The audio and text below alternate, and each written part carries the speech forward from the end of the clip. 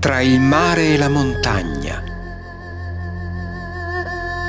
su fragranze di capperi e aranci, lungo erti sentieri costellati di agave e fichi d'India, povere case con lumi accesi, lavatoi, panni stesi qua e là, in una piccola grotta, a ridosso del declivio, viene collocata la nascita di Gesù.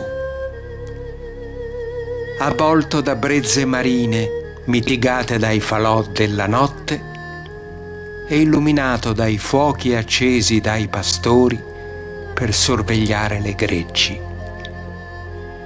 Questo è il presepe siciliano.